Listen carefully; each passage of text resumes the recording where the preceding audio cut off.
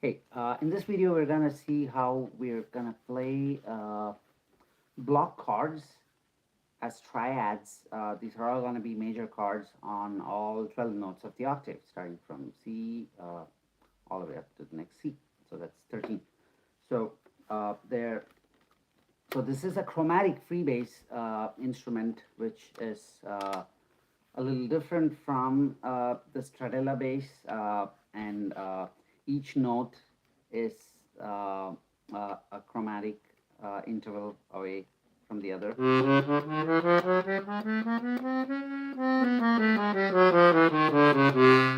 So we're gonna play major triads. So I'm gonna start from C and then move to C sharp, D, E flat, D sharp, E, F, F sharp, all the way up to the next C.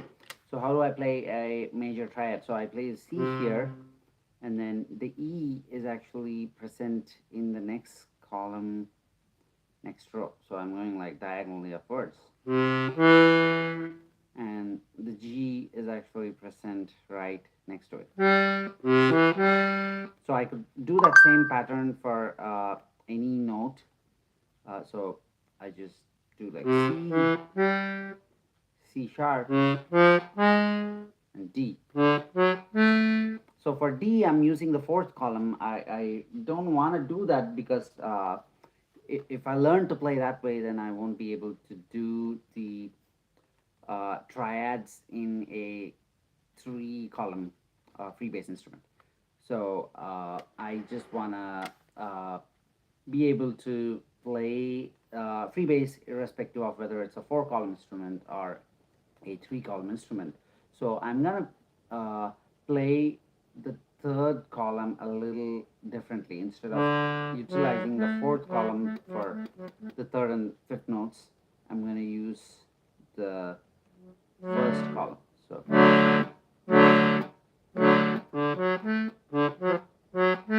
So that's gonna make this a little bit more challenging, but not too hard. So I'm gonna go all the way from C to high C, playing major chords in chromatic intervals. So that's C. Now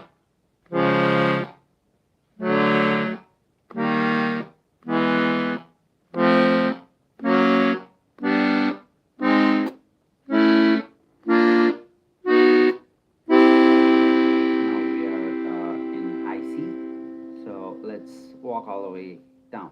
I'm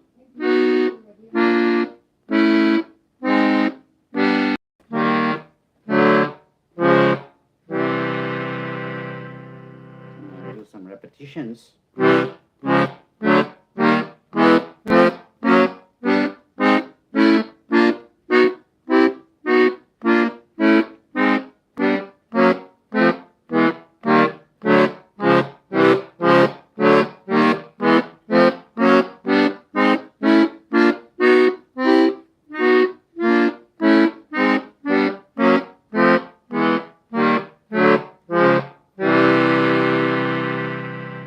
So this obviously needs more practice and repetitions until I can get more evenness at a higher speed. So going forward, I can actually do different variation of this exercise where I can play the major chord as a broken chord or an arpeggio. So I could just do.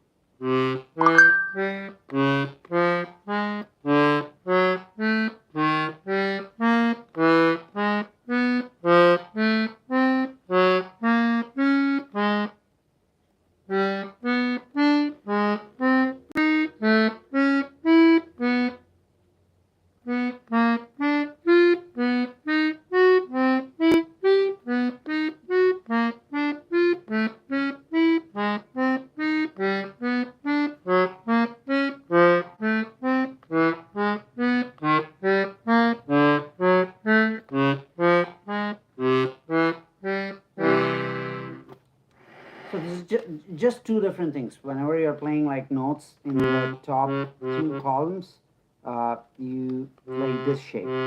So these three notes is what you play. So if I play that in any note in the first column the same shape stays. So this is like C major, flat major, F major, A major, and then C major again.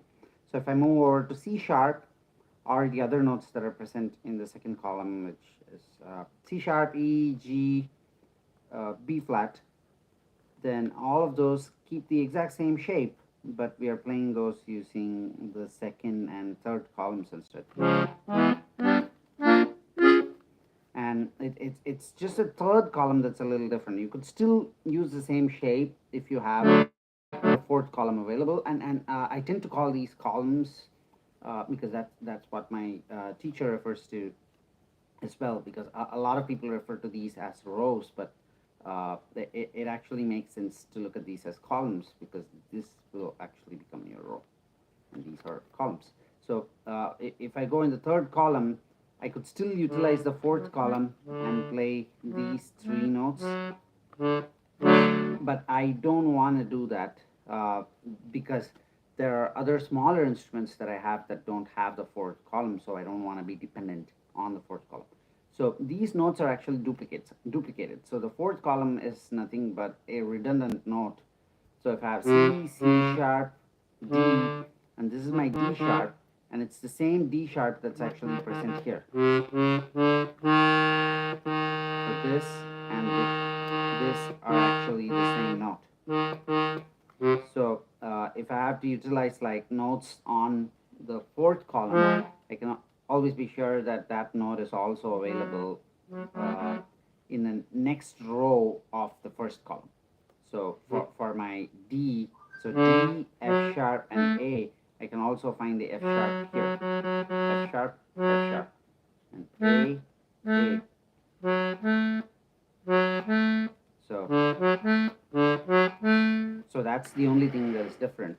So I'm going to practice the broken chord for a few more repetitions. And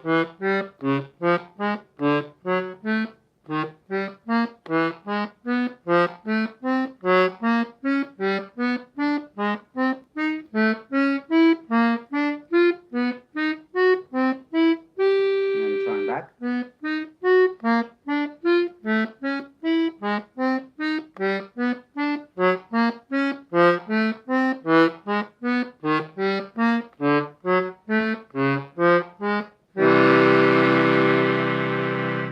Then you can keep going further beyond the octave to repeat like another octave. You could do this in 2 octaves, but to keep things short, this is what I'm showing you in this video.